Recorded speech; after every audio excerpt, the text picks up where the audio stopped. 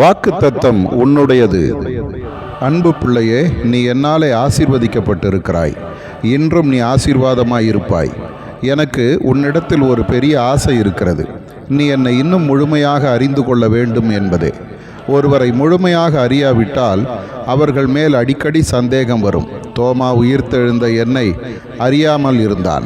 நான் மரித்து 3ஆம் நாள் உயிர்த்தெழுவேன் என்று யாரும் நம்பவில்லை.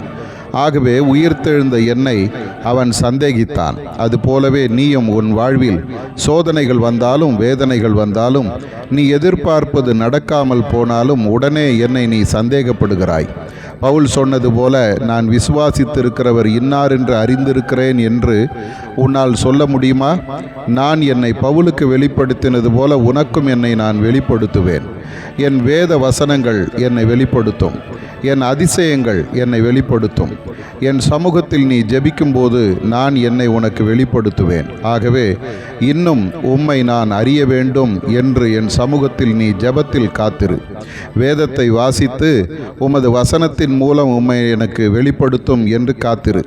என்னை கண்ட சீடர்கள் சாட்சிகளாக மாறினார்கள். இன்று நீயும் என்னை அறிந்து கொண்டு எனக்கு சாட்சியாக வாழ உன்னை அழைக்கின்றேன். நான் உன்னை ஆசீர்வதிப்பேன். ஆதார வசனம்: அன்றியும் நாம் சத்தியமுள்ளவரை அறிந்து கொள்வதற்கு தேவனுடைய குமாரன் வந்து நமக்கு புத்தியை தந்திருக்கிறார் என்று அறிவோம்.